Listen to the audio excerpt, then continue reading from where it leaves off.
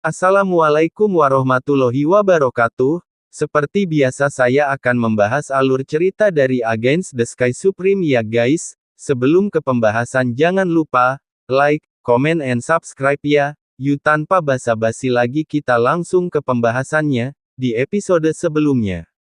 Tetua pertama yang mendukung Murong Sishi, berdiri satu demi satu dan memarahi para tetua dan 90% lainnya yang menentang Murong Sishi untuk menyerang para tetua yang menyarankan. Cukup, tutup mulut untuk patriark ini, sudah waktunya untukmu. Apakah kamu masih ingin bertarung di sarang? Ucap dari Murong Gudao memarahi, dan semua orang menjadi diam. Ayah, anak ini tahu itu salah. Murong Ningkang berlutut di depan Murong Gudao, dan berkata dengan tulus, kakak banyak akal, dan anak ini akan mengundangnya ke sini, ucap dari Murong Ningkang. Ya, ucap dari Murong Gudao keras. Tiba-tiba Ningkang bangkit dan terbang keluar aula, menuju Murong Siange tempat Murong Sishi berlatih.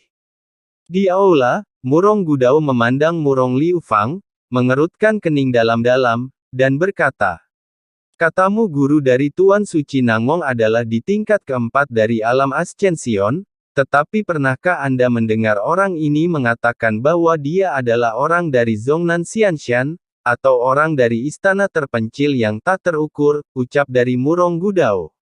Murong Liu Fang berkata dengan jujur, Tuan, bawahan ini berasal dari alam rendah, dan aku tidak berani mengintip melalui indera spiritual Anda sepanjang waktu.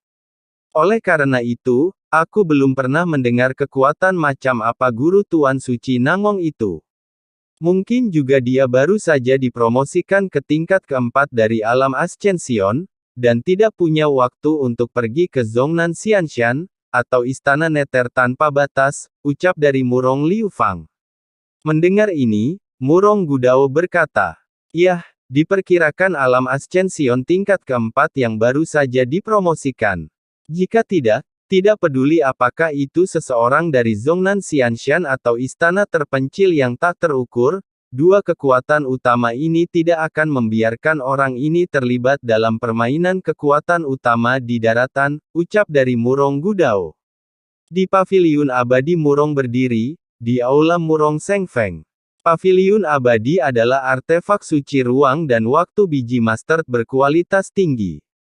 Murong Sishi berada di paviliun. Ketika dia pertama kali memasuki tingkat ketujuh alam roh, suara cemas Murong Ningkang datang dari luar paviliun. Suster, masalah besar, itu buruk, ayah memintaku untuk memintamu pergi ke aula konferensi dan berpartisipasi dalam presbiteri, ucap dari Murong Ningkang. Mendengar kata presbiterian, wajah Murong Sishi yang menakjubkan menunjukkan sedikit kemarahan, dan kemudian dia berkata dengan dingin, saya tidak ingin bertanya tentang masalah keluarga, pergilah, ucap dari Murong Sishi. Sister, saya benar-benar tahu saya salah.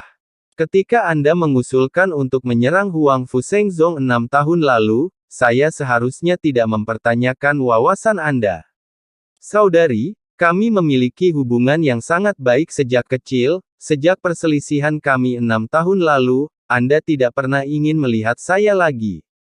Kakak, aku sangat sedih, jangan marah, oke, ucap dari Murong Ningkang di luar paviliun abadi berkata dengan ekspresi cemas. Mencicit, pada saat ini, pintu paviliun terbuka, dan Murong Sishi merasa sedih dan berkata dengan marah, tidak bisakah aku marah padamu, jika saya mengikuti saran saudara perempuan saya saat itu, sekarang keluarga Murong saya telah memerintah pegunungan hukuman surga, ucap dari Murong Sishi. Kakak, aku benar-benar tahu aku salah, ucap dari Murong Ningkang berlutut di depan Murong Sishi dengan menyesal.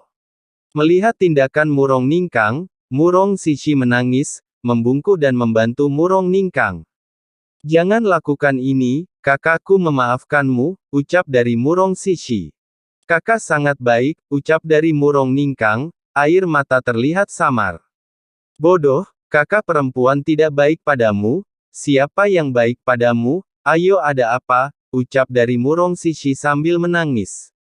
Kakak, mari kita bicara sambil berjalan, ucap dari Murong Ningkang, dan terbang menjauh.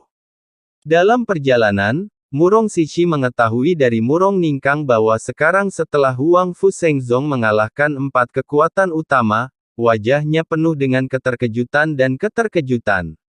Hal yang paling dia khawatirkan terjadi, dia tidak pernah berpikir bahwa kekuatan Huang Fu Shengzong telah berkembang ke tingkat seperti itu hanya dalam 6 tahun. Sesaat kemudian, di ruang diskusi. "Halo, Nona," ucap dari para tetua. Ketika para tetua melihat Murong Sishi dan Murong Ningkang memasuki aula, mereka semua membungkuk dan memberi hormat. "Jangan terlalu sopan," ucap dari Murong Sishi. Gigi Murong Sishi berkedut, dan suara yang menyenangkan terdengar. Murong Gudao maju selangkah, meletakkan tangannya di bahu Murong Sishi, dan berkata dengan ramah, "Putriku sayang, aku salah, aku seharusnya tidak memarahimu dan menanyaimu 6 tahun yang lalu," ucap dari Murong Gudao. Murong Sishi hanya tersenyum. Kemudian Murong Gudao berkata lagi, "Kurasa Ningkang sudah memberitahumu tentang itu. Katakan sekarang, bagaimana keluarga Murongku bisa menghancurkan Huang Fu Shengzong dalam situasi saat ini," ucap dari Murong Gudao. Sebenarnya, Murong Gudao sudah memiliki rencana di dalam hatinya. Alasan mengapa dia bertanya kepada putrinya hanya karena putrinya penuh pengalaman dan berharap putrinya akan memiliki saran yang lebih baik untuk menghadapi situasi saat ini.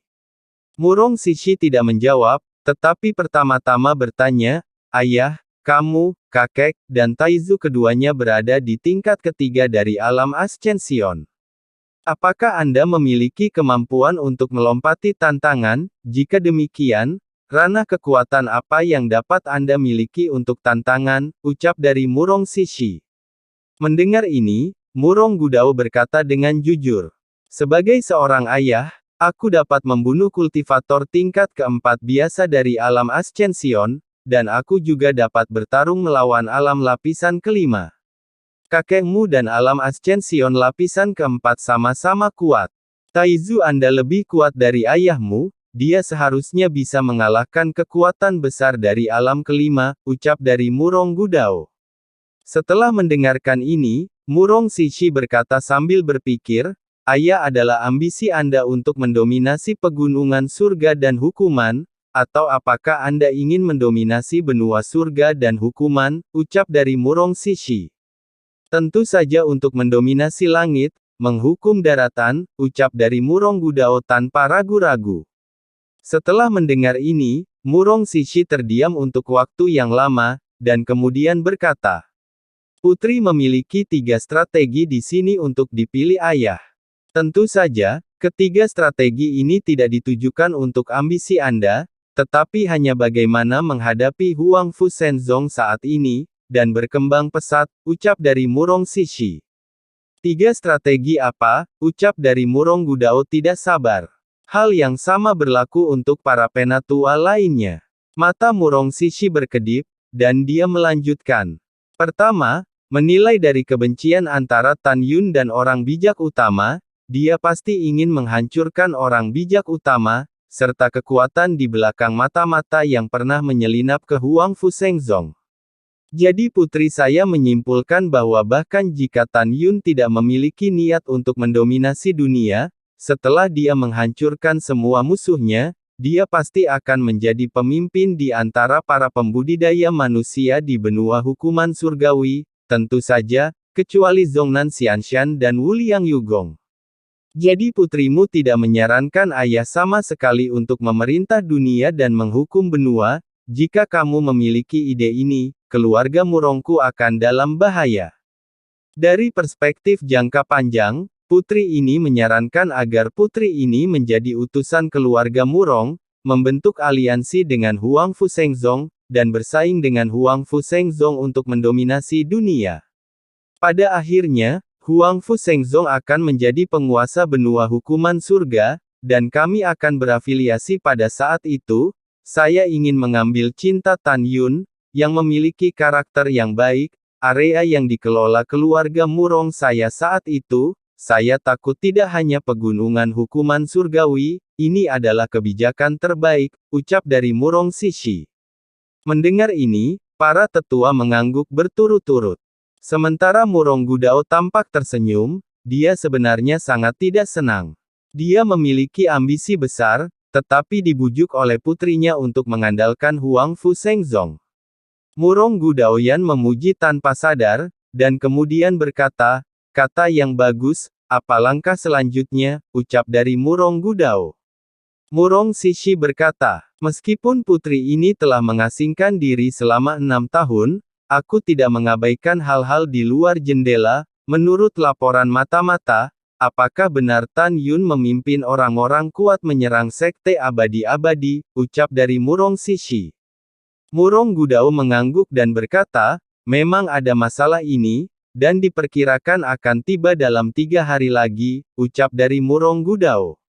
Murong Sishi berkata lagi, kebijakan terbaik adalah, kita bergegas sekarang dan berjuang untuk perdamaian."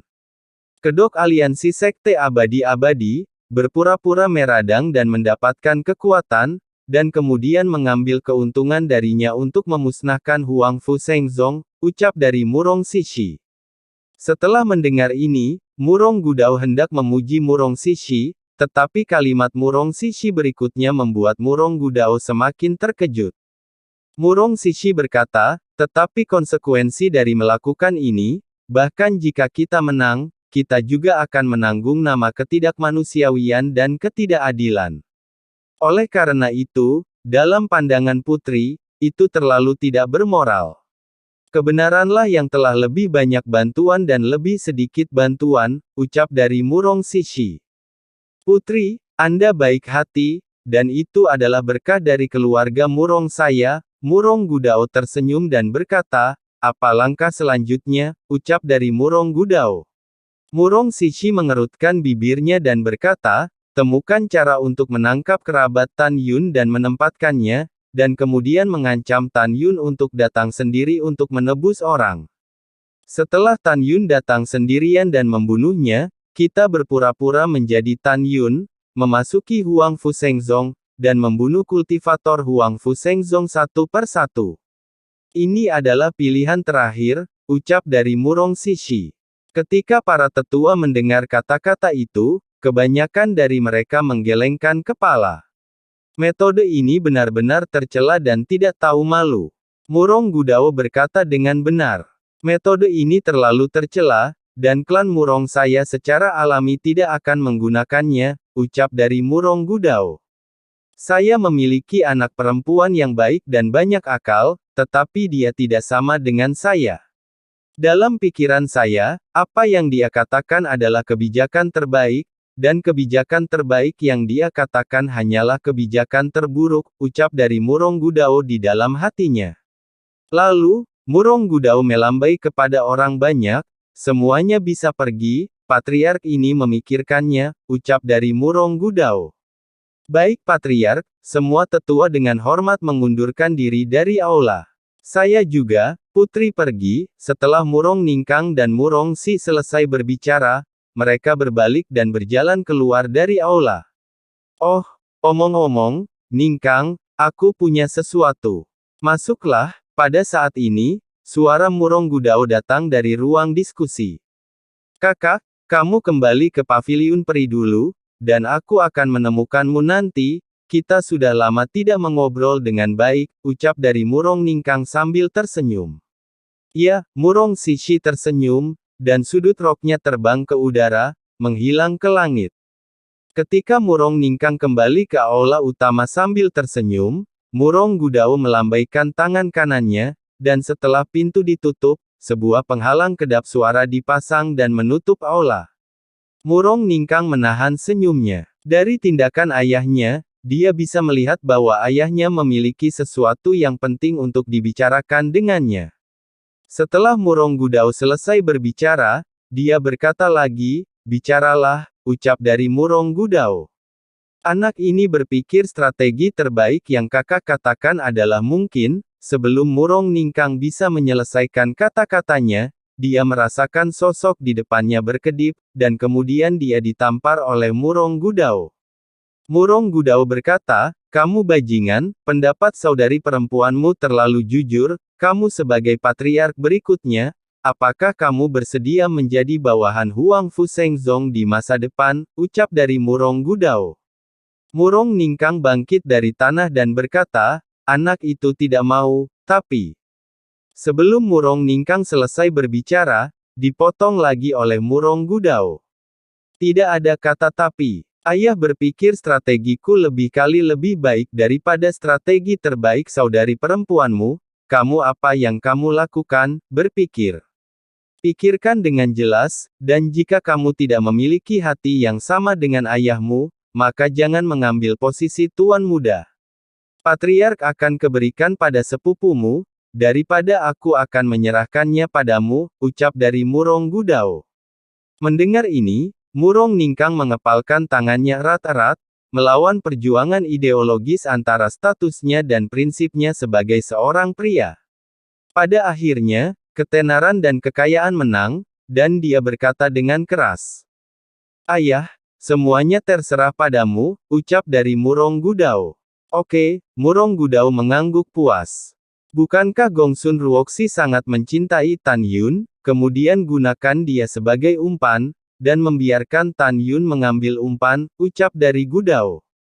Plok, Murong Ningkang tiba-tiba berlutut di tanah, menggelengkan kepalanya dengan keras, ayah, ini tidak bisa dilakukan, anak ini sangat mencintainya, jika anak melakukan ini, Ruoxi dia, ucap dari Murong Ningkang.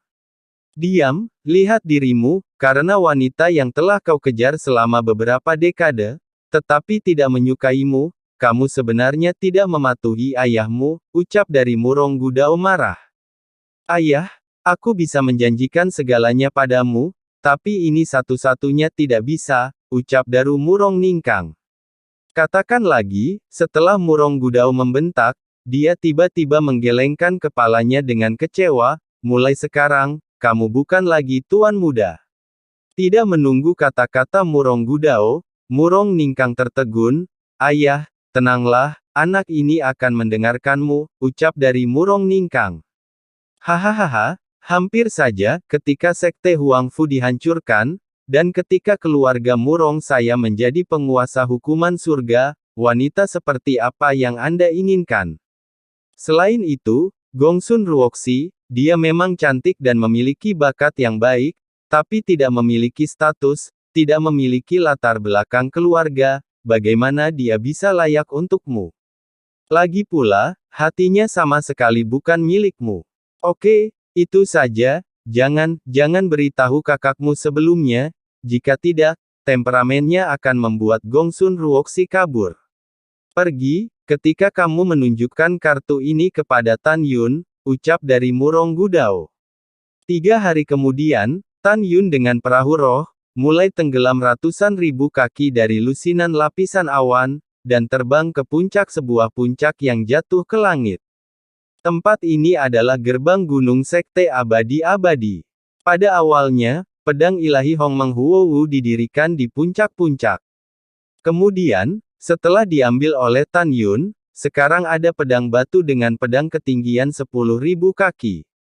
Tarian naga dan phoenix di pedang batu diukir dengan kata-kata, sekte abadi-abadi, sekte pertama di dunia. Pada saat ini, di bawah pedang batu, 2 murid di alam pemurnian jiwa yang menjaga gerbang gunung memandang Tan Yun di perahu roh, wajah mereka memucat karena ketakutan, dan kaki mereka gemetar. Mereka berdua tahu bahwa raja mereka telah membawa kekuatan besar, bukankah dia meninggalkan sekte dan 3 orang bijak untuk menyerang sekte Huang Fu? Sekarang Tan Yun telah datang dengan orang-orang kuat dari Huang Fu Shengzong, mungkinkah raja dan yang lainnya telah gagal? Semakin mereka memikirkannya, semakin takut mereka, dan semakin mereka gemetar.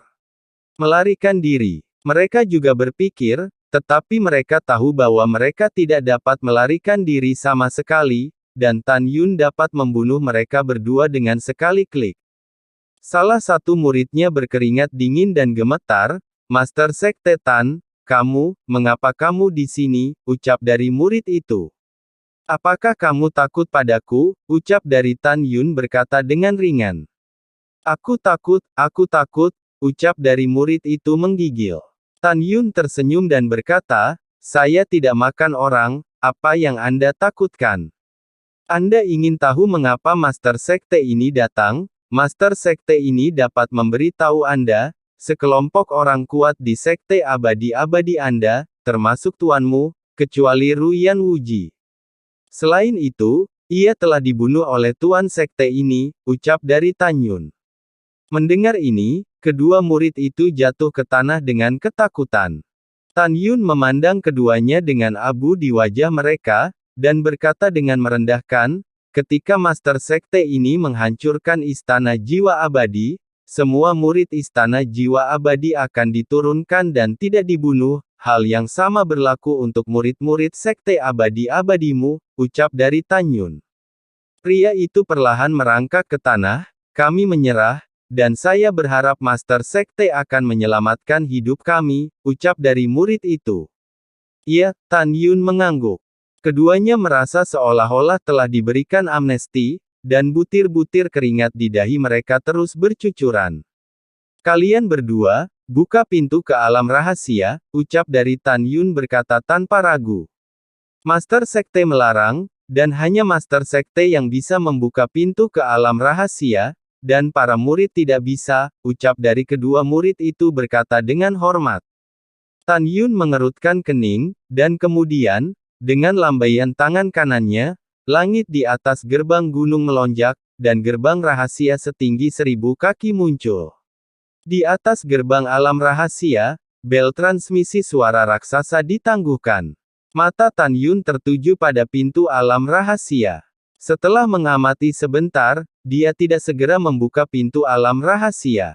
Sebaliknya, gumpalan kekuatan spiritual emas pucat melesat ke bel raksasa. Kemudian, tirai cahaya lembut terpancar dari bel raksasa.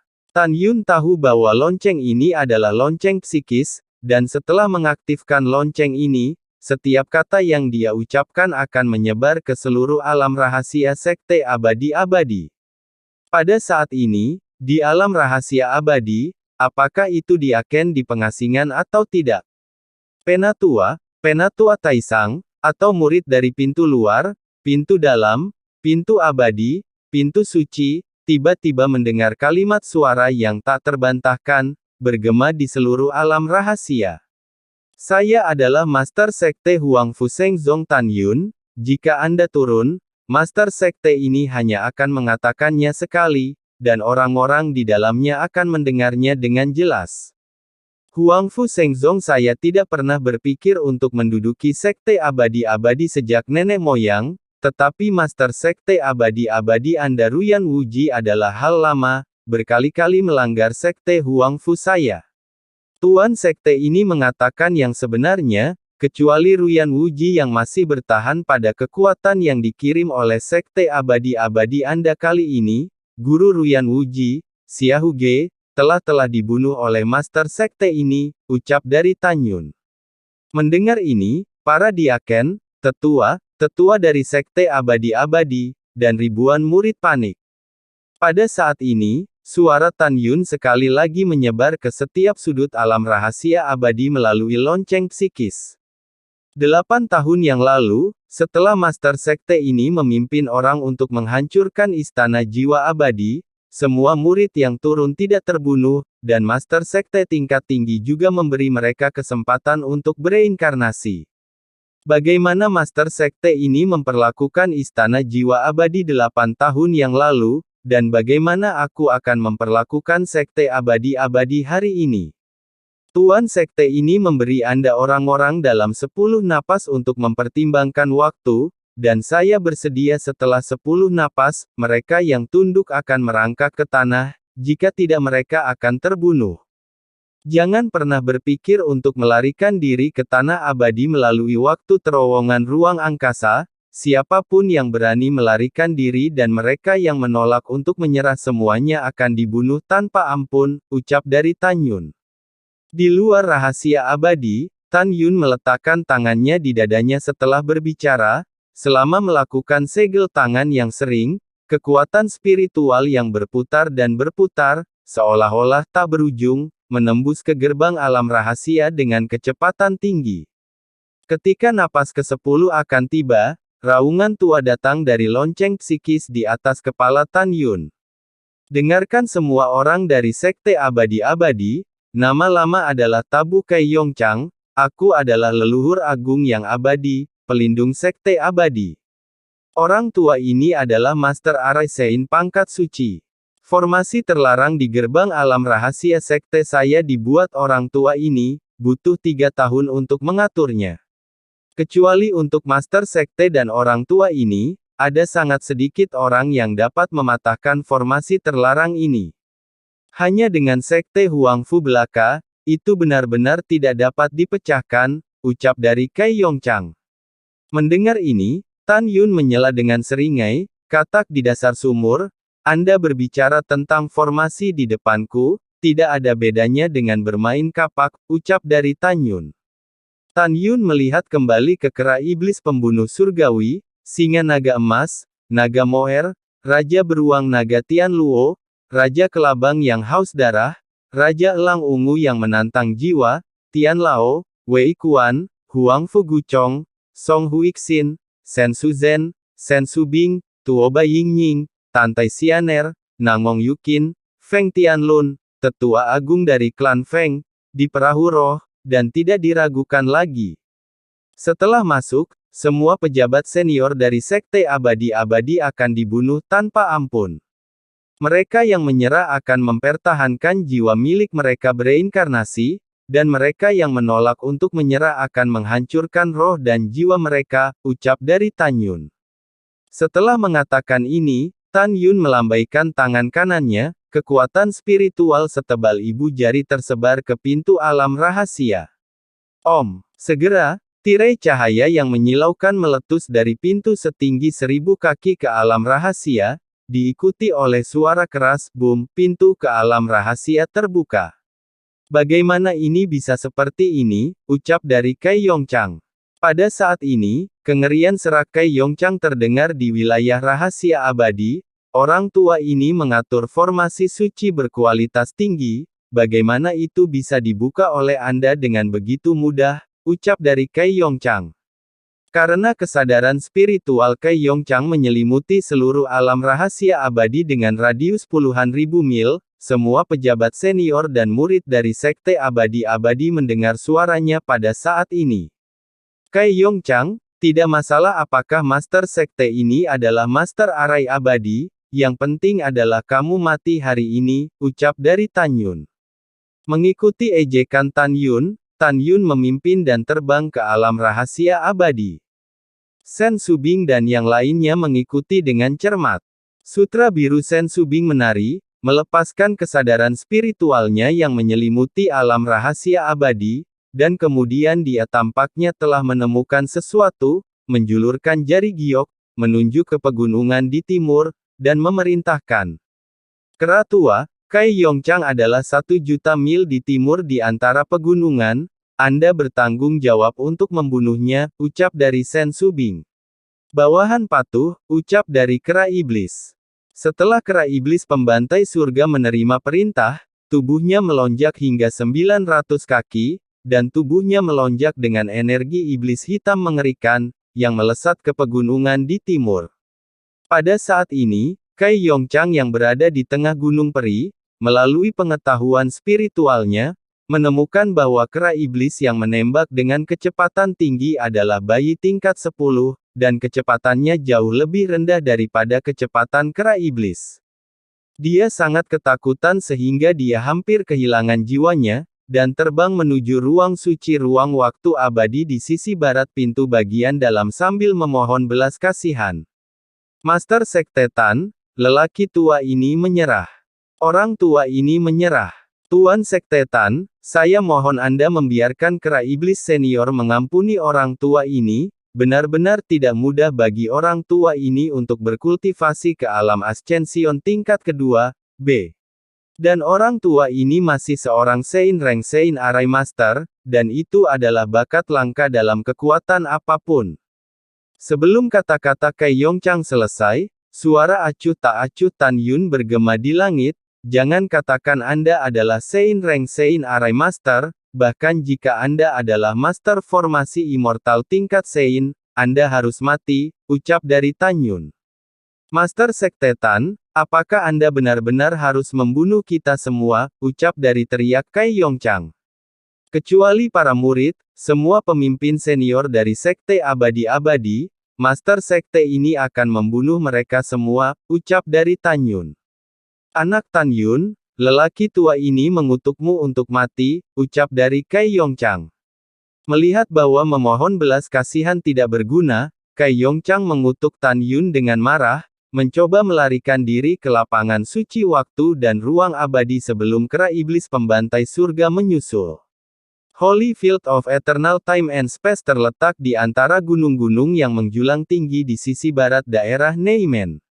Tan Yun tidak asing dengan medan suci ini, karena ketika dia masih menjadi murid batin, dia bersama murid batin, dia dan murid Istana Jiwa Abadi dan Sekte Abadi-Abadi. Tanah abadi dicapai melalui terowongan ruang dan waktu di ruang suci ruang dan waktu abadi. Pada saat ini, jelas bahwa Kai Yongchang ingin melewati terowongan ruang dan waktu untuk mencapai tanah abadi yang luas. Pada saat ini, ada lebih dari 3.800 eksekutif tingkat tinggi seperti Sekte Luar, Sekte Dalam, Sekte Abadi, dan Sekte Suci dari Sekte Abadi-Abadi, Penatua, Penatua Agung, dan Penatua Tinggi. Saat ladang suci ruang waktu abadi terbang, dia berteriak pada Tan Yun. Tan Yun, dasar bajingan kecil, orang tua ini mengutukmu untuk memotong keturunanmu. Tan Yun, bah, dasar binatang buas, cepat atau lambat, kamu akan disambar petir. Sementara sebagian besar pejabat tingkat tinggi terbang menuju Holy Field of Eternal Time and Space, masih ada jutaan murid yang menolak untuk menyerah, sangat ingin terbang ke lapangan suci. Saat terbang, dia mempermalukan Tan Yun bersama dengan banyak pejabat tingkat tinggi, dan mengutuk semua orang di Huangfu Shengzong. Melihat ke bawah dari langit yang luas, Anda akan menemukan bahwa jutaan orang seperti belalang lebat, bergegas menuju bidang suci ruang dan waktu abadi. Menghadapi pelecehan itu, wajah Tan Yun muram, dan dia berkata dengan tegas, bunuh. Bunuh mereka semua, langkah ilahi Hongmeng, ucap dari Tan Yun. Tan Yun berkedip menjauh. Kerumunan dan binatang mengikuti dengan cermat. Kecepatan terbang Tan Yun adalah puluhan kali lebih cepat dari kecepatan jutaan orang, dan dia dengan cepat menyusul jutaan orang. Mungkin di hati banyak orang kuat, ketika basis kultivasi mereka mencapai tingkat tertentu, ketika menghadapi kultivator yang lemah, mereka akan berpura-pura menjadi orang berpangkat tinggi dan meremehkan untuk berurusan dengan musuh seperti semut. Dalam istilah awam, saya masih memandang rendah orang yang seperti semut di depan saya. Tetapi untuk Tan Yun, tidak peduli apakah dia adalah penguasa tertinggi dari alam Dewa Hongmeng atau Master Sekte saat ini dari Sekte Huangfu, bahkan jika dia berada di alam spiritual, dia masih akan membunuh tanpa ampun. Dengan cara yang sama, Tan Yun tidak akan pernah memandang rendah orang yang tidak memiliki kekuatan untuk mengikat ayam, dan orang-orang dengan status rendah. Karena pada prinsipnya, meskipun status orang dibagi menjadi tinggi dan rendah, tetapi tidak ada perbedaan antara kepribadian tinggi dan rendah. Tan Yun akan menghormati siapapun. Dalam waktu singkat, Tan Yun dan yang lainnya memasuki jajaran jutaan murid dan ribuan pejabat tingkat tinggi. Ah, aku belum ingin mati. Huangfu Shengzong, aku mengutuk kalian semua untuk mati tanpa mayat. Ketika duka dan raungan tragis berlama-lama, salah satu musuh terkenal hancur berkeping-keping, dan jiwanya hancur. Crackle, crash. Tulang-tulang yang patah berserakan dari kehampaan dan jatuh di pohon-pohon kuno di pegunungan, menyebabkan daun-daunnya berguguran. Hujan darah tumpah dari langit, darah membasuh kehampaan dalam jarak puluhan ribu mil, dan menutupi matahari terbenam. Hanya dalam waktu singkat, ribuan pejabat senior dan jutaan murid Sekte Abadi-Abadi semuanya mati. Hanya Kai Yongchang dari alam Ascension tingkat kedua yang masih berlari untuk hidupnya. Kai Yongchang menemukan bahwa dengan kecepatannya sendiri, dia akan disusul oleh kera iblis pembantai surga sebelum dia bisa melarikan diri ke Eternal Space-Time Holyfield.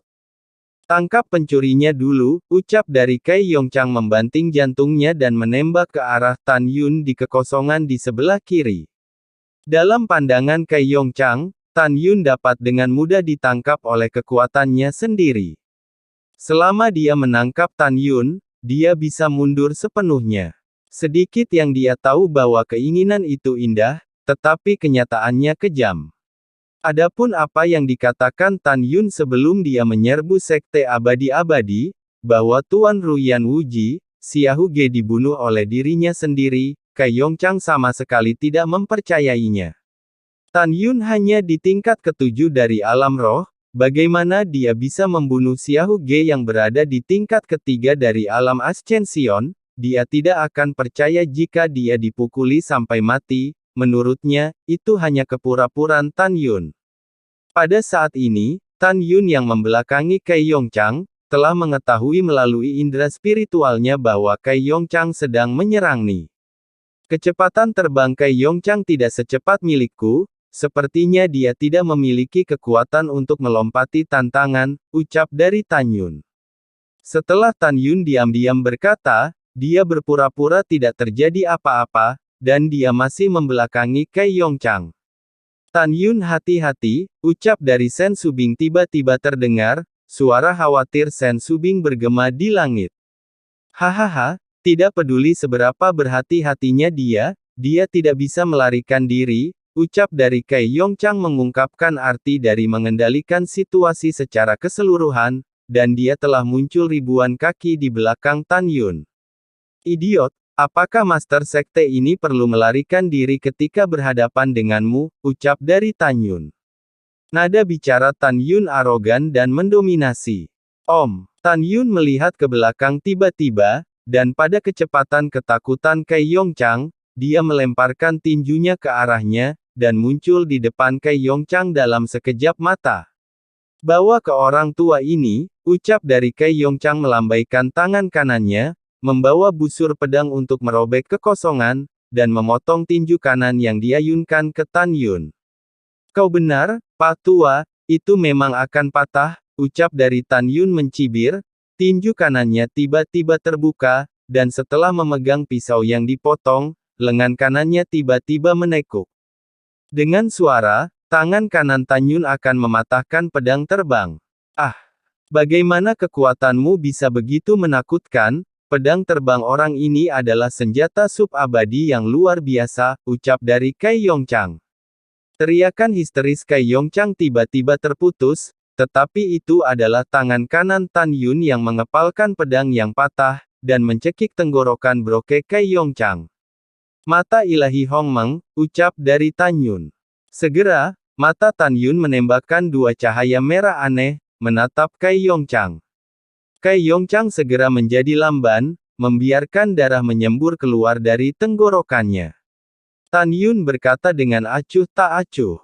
Beritahu Master Sekte ini, selain kamu, ada ahli lain di alam Ascension di Sekte Abadi-Abadi, ucap dari Tan Yun. Tidak ada, ucap Kai Yongchang dengan susah payah. Bagus sekali, kamu bisa mati, ucap dari Tan Yun. Setelah kata-kata Tan Yun, dia meninju kepala Kai Yongchang, dan roh yang abadi hancur. Lalu setelah itu, bagaimanakah kelanjutan ceritanya? Next di episode berikutnya ya. Wassalamualaikum warahmatullahi wabarakatuh.